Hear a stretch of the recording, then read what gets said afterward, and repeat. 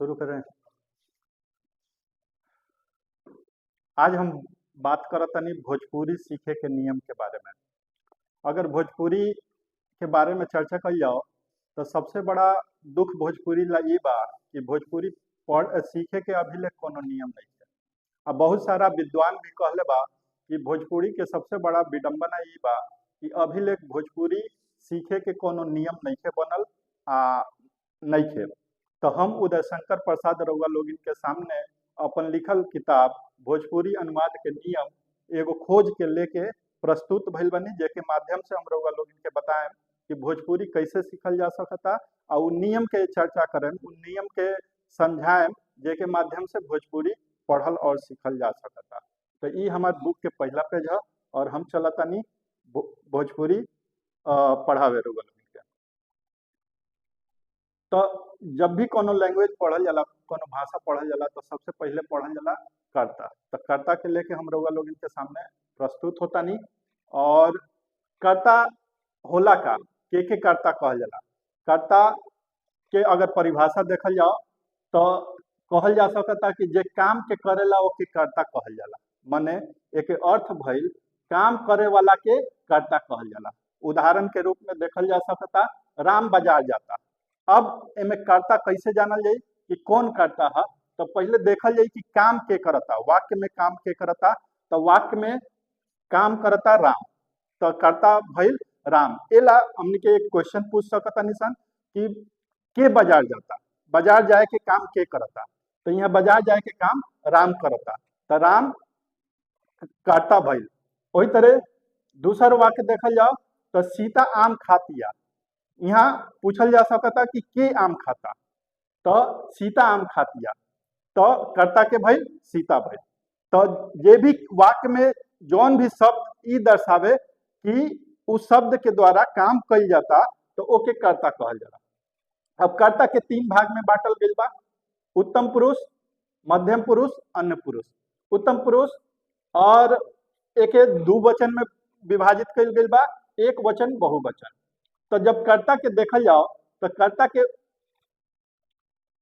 उत्तम पुरुष एक वचन में हम आवेला। हम मने हिंदी के देखल जाओ तो मैं, और इंग्लिश में आई।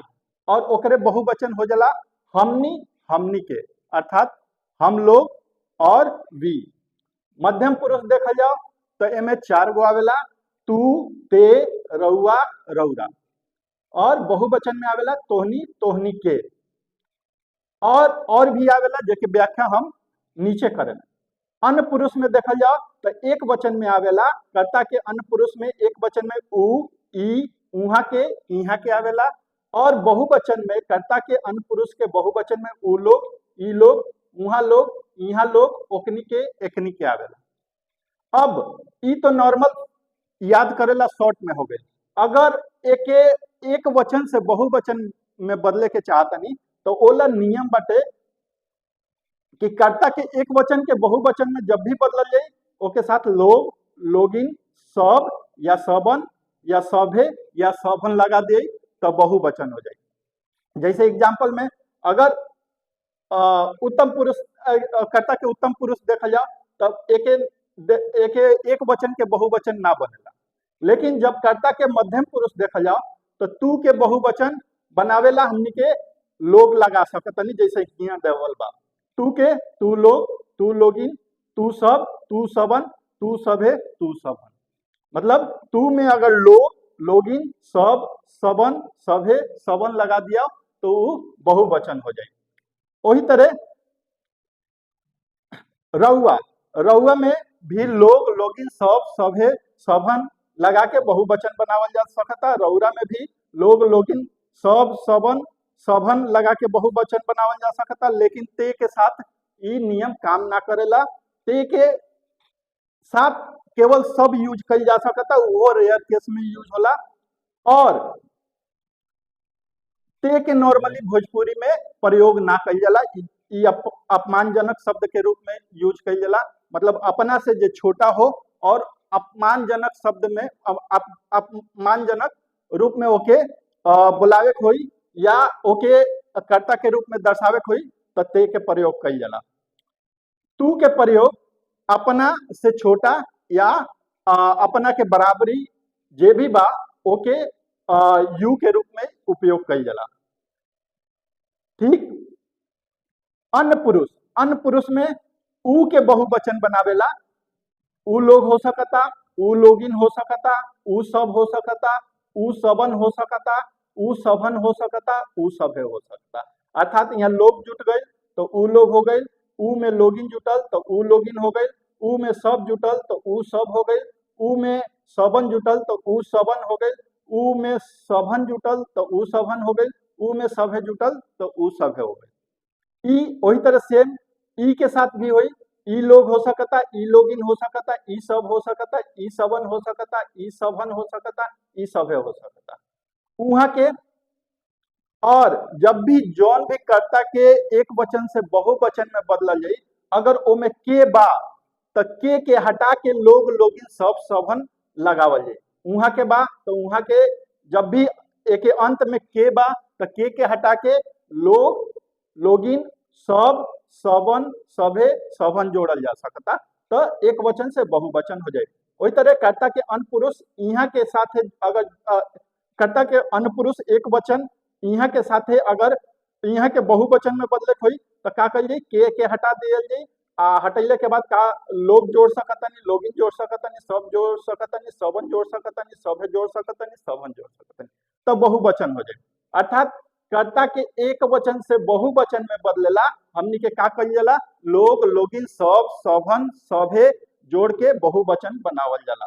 लेकिन अब देखी कहाँ जुटी आ कहाँ ना जुटी ओला हम नीचे लिख ले बानी। कर्ता के एक वचन से बहुवचन में बदले के नियम का होला, कर्ता के उत्तम पुरुष एक वचन में लोग लोगिन सब सभे सभन ना जोड़ल जाला, मगर एक बहुवचन जौन की हमनी बा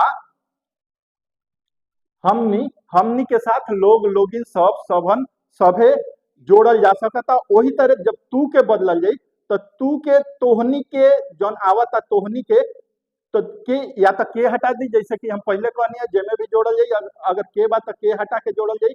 ऊपर भी बा हमनी के तो के हटा दी अर्थात हमनी भइल, आ नीचे भी बा तू के बहुवचन में तोहनी के तो तोहनी के साथे हमनी के यूज कइल जा सकता लोग लोगिन सब सभे सभन।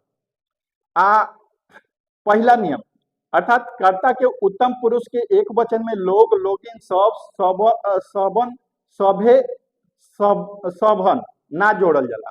जब भी जोड़ल जाई एक वचन कर्ता के उत्तम पुरुष के बहुवचन हमनी जौन शब्द बा ओमे हमनी के का कइल जा सकता। यहाँ से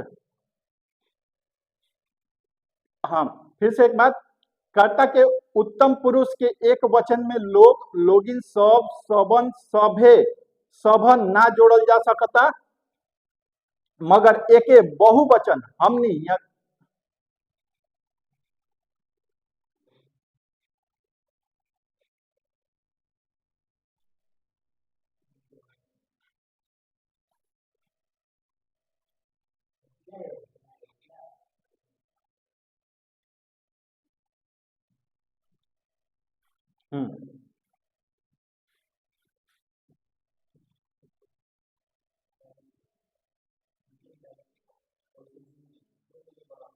इसको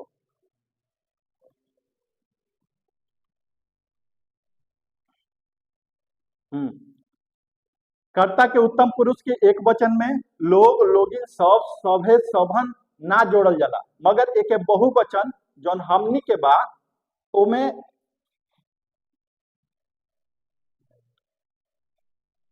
कर्ता के उत्तम पुरुष के एक वचन में लोग लोगिन सब सभन सभे सभन ना जोड़ल जाला। जब भी जोड़ल जाई तो कर्ता के उत्तम पुरुष के बहुवचन जौन हमनी होला ओके साथे हमनी के लोग लोगिन सब सभे सभन जोड़ल जा सकता।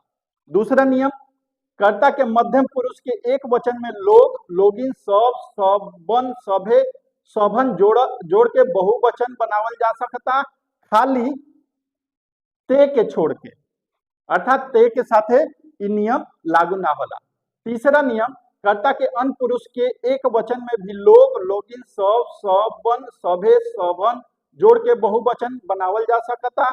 और चौथा, जौन कर्ता में के लागल है, जैसे वहां के यहाँ के जौन भी कर्ता में के लागल है ओके बहुवचन में बदलेला, के हटा देवल जाई और ओके साथे लोग, लोगिन, सब, सबन, सभे, सभन जोड़ के बहुवचन बनावल जा सकता। अर्थात जब भी एक वचन से बहुवचन में बदलल जाई कर्ता के तो का कल जाई, लोग, लोगिन, सब, सभे, सभन जोड़ल जा सकता, जोड़ के ओके बहुवचन में बदलल जा सकता। केवल उ कर्ता के एक वचन, उत्तम पुरुष के एक वचन में इ नियम लागू ना होला। और जौन कर्ता के साथ के जुटल बा अगर ओके एक वचन के बहुवचन में बदलल जाई तो के हटा देवल जाई, तब लोग, लोगिन, सब, सभे, सभन जोड़ल जाई तो बहुवचन में बदली। तो पहला कर्ता के उत्तम पुरुष के एक वचन में इ नियम लागू ना होला, कर्ता के मध्यम पुरुष ते के साथ इ नियम लागू ना होला। और तीसरा, कर्ता के एक वचन जेमे के जुटल है और ओके बहुवचन नियम के अनुसार बदले के चाहल जाता तो के हटा के लोग, लोगिन, सब, सभे, सभन जोड़ के बहुवचन में परिवर्तित कल जा सकता। अब ई तो हो गई कि कर्ता के एक वचन से बहुवचन में बदलेला। अब सबसे बड़का चीज एक जरूरी बिंदु ई बा कि ई हो गई कि कर्ता में जोड़ के बदले के बहुवचन, कोनो भी चीज के बहुवचन दर्शावेला। अगर कर्ता के एक वचन में हमनी के लोग, लोगिन, सब, सभे, सबन जोड़ल जाता तो बहुवचन में बदल जाई। लेकिन ओके अलावा एक भोजपुरी में बहुत ही प्यारा शब्द बा जेके हम पढ़ावे जाता नहीं और ओकरा से भी बहुवचन के बोधला, तो उ शब्द है जान। जान से भी भोजपुरी में बहुत बहुवचन के बोध होला। जान शब्द से भी बहुवचन के बोध होला। एक ज्यादा सवाल पूछे में, धमकी देवे में, चाहे आदेश देवे में उपयोग कइल जाला। अर्थात जान के जब भी बहुवचन के रूप में दर्शावे कोई माने जान हमेशा भोजपुरी में बहुवचन में ही दर्शावल जाला और एक 3 कंडीशन में उपयोग कइल जाला। पहला क्वेश्चन पूछे में, दूसरा धमकी देवे में, तो धमकी के साथ 3 कंडीशन होला, क्वेश्चन रही, शर्त रही और धमकी रही। और तीसरा जौन बा उ आदेश में जान के प्रयोग करके बहुवचन के दर्शावल जाला। और एके जब भी प्रयोग होला वाक्य के अंत में होला। अभी तक हमनी के का पढ़नी सन, एक वचन से बहुवचन में बदलेला, हमनी के एक वचन के कर्ता के एक वचन के साथे लोग, लोगिन, सब, सभे, सबन, सबन जोड़त रहनी सन। लेकिन जान जौन बा उ वाक्य के अंत में प्रयोग होई, ना कि कर्ता के साथे। जैसे एग्जाम्पल में देखी, उदाहरण जैव जान। अब जैव जान जब क्वेश्चन पढ़ल जाई हमनी के आगे, तब देखल जाए कि क्वेश्चन कितना प्रकार से बनेला। और क्वेश्चन जौन बनेला उ प्रकार में से एगो प्रकार है इंटोनेशन। एक इंटोनेशन कहल जा सकता। ई जौन बा ई रउआ टोन पे डिपेंड करेला और राउर फेस एक्सप्रेशन से पता चलेला कि जौन वाक्य रउआ मुंह से निकाला तनी उ प्रश्न है, उ सवाल है। जैसे अगर हम कहतानी जैव जान, तो एमे ना तो इंट्रोगेटिव वर्ड बा ना ही एमे वर्ब के पहले प्रयोग कइल बा, जैसे अंग्रेजी में कइल जाला या हिंदी में कइल जाला, अंग्रेजी में कइल जाला। यहाँ पे जैव जान अगर हम कहतानी जैव जान, तो यहाँ का टोन पे डिपेंड बा, टोन और फेस एक्सप्रेशन, जेकरा से पता चलता कि ई सवाल है। तो सवाल 3 तरह से पूछल जाला और ओमे से पहला नियम ई है सवाल पूछे के। तो जैव जान, यहाँ जान जो ना आवता वो वाक्य के अंत में आवता और एकरा से का मालूम होता कि हम एक से ज्यादा लोग से सवाल पूछतानी, एक आदमी के नहीं पूछत, एक से ज्यादा। अर्थात जान जौन बा वो बहुवचन के बोध करावेला।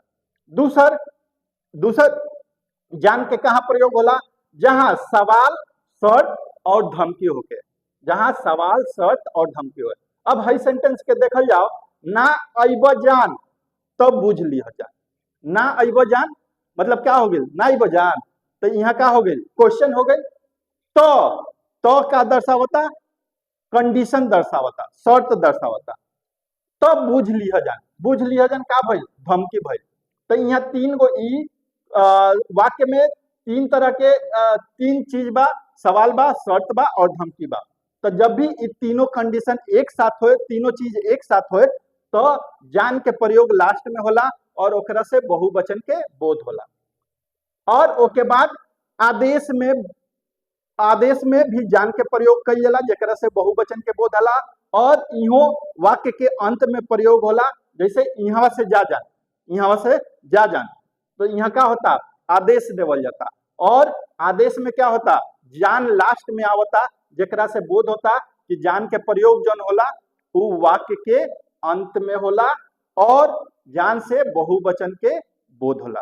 तो एक बार फिर से जान बहुवचन बनावे के दूगो नियम होला। एक कर्ता के एक वचन में लोग, लोगिन, सब, सभे, सबन, सब जोड़ के बहुवचन बनावल जाला। और दूसरा नियम बहुवचन के दर्शावेला जान के प्रयोग कई जाला जौन की वाक्य के अंत में प्रयोग होला और तीन जगह प्रयोग होला। पहला सवाल पूछे में, दूसरा ऐसा वाक्य जिसमें सवाल होए, शर्त होए, धमकी होए और तीसर आदेश में। अब चला जाओ कि जौन हमनी के कर्ता पढ़नी है सन ऊपर, वो कर्ता कौन अर्थ में प्रयोग कइला। तब पहला देखा तनी अगर हम जाना तनी हम जौन प्रयोग होला वो आई के रूप में उपयोग होला, माने मैं के रूप में उपयोग होला। और ओके बाद देखी तू के प्रयोग होला अपना से छोट या अपना बराबरी के लोग ला। और ओके अर्थ होला तुम या यू, अंग्रेजी के यू। और ओके बाद ई दोनों अपना से छोट, अब एक देखल जाओ, ई दोनों अपना से छोट चाहे अपना बराबरी वाला ला तुम के अर्थ में एक वचन के रूप में उपयोग कइल जाला। और तोहनी, तोहनी सब आदि, तुम सब, तुम लोग के अर्थ में बहुवचन के रूप में उपयोग कइल जाला। वही तरह रउआ, रौरा, रउआ और रौरा के प्रयोग कइल जाला अपना से बड़ा ला, इज्जत के रूप में और मने सम्मानजनक रूप में उपयोग कइल जाला, जेके अर्थ होला हिंदी के आप। और ऊ के प्रयोग वह ला होला दूर के आदमी चाहे वस्तु के दर्शावेला। जैसे एग्जाम्पल देखी तो ऊ जाता नहीं, यानी बराबरी ला भी उपयोग होला, बराबरी ला ही उपयोग होला।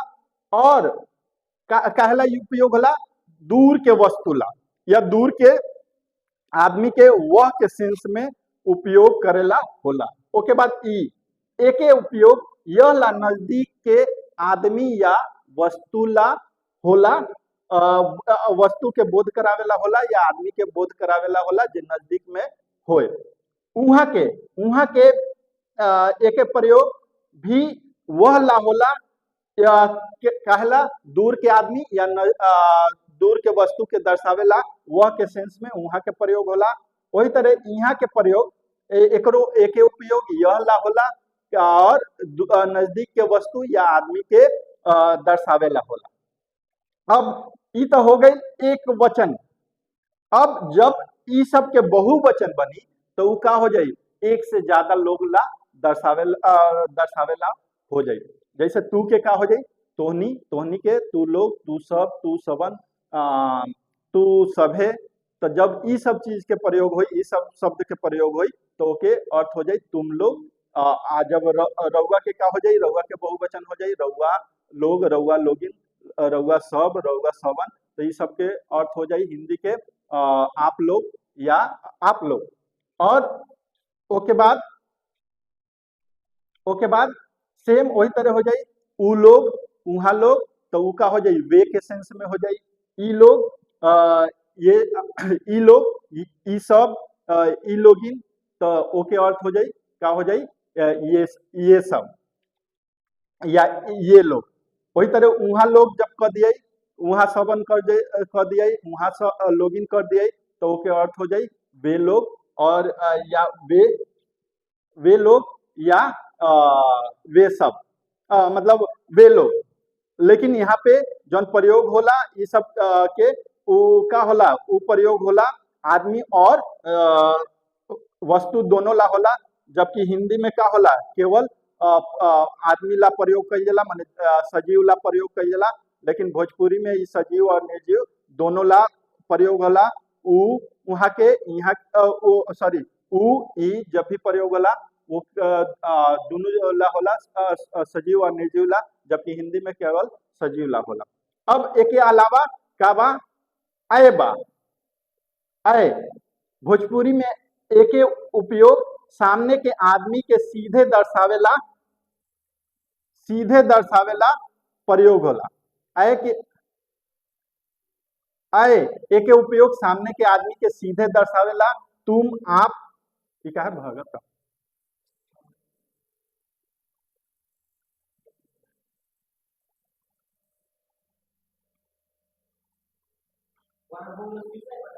कौन ये ऊपर?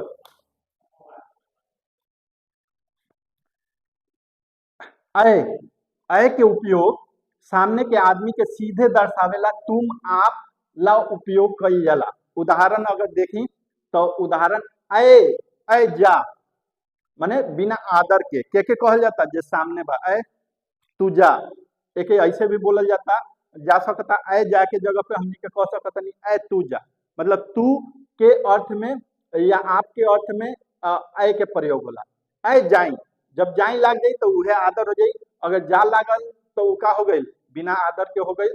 और अय रउआ जाई या अय रउरा जाई, ये भी का भइल, आदर के रूप में प्रयोग भइल। अब रे एके उपयोग सामने वाला के बतलावेला ते ला कइल जाला, माने ते के अर्थ में रे के प्रयोग कइल जाला, जौन की अपमानजनक रूप में प्रयोग होला। नॉर्मली एके उपयोग ना कइल जाओ तो ज्यादा अच्छा बा। ते और रे के प्रयोग अगर ना कइल जाओ तो वो ज्यादा बेटर बा। तो आशा बा कि रउआ लोगन के समझ में आइल हुई कर्ता। और अगर एके आगे वीडियो देखे के चाहतनी, आगे भोजपुरी पढ़े के चाहतनी, तो हमारा चैनल जेके नाम है भोजपुरिया साइको, ओके फॉलो करी। और आगे के भोजपुरी अनुवाद के नियम एगो खोज के आगे के भाग के भी रउआ ओके माध्यम से पढ़ी। तो आशा बा कि हमारा द्वारा बनावल नियम रउआ लोगन के पसंद आई। और अगर पसंद आवता तो एक लाइक शेयर सब्सक्राइब जरूर करें और एक ज्यादा से ज्यादा लोग के भेजे के काम करें, ताकि जे भोजपुरी सीखे के चाहता या चाहे वो अपन देश के बा चाहे विदेश के बा, वो आसानी से भोजपुरी सीख सके। धन्यवाद।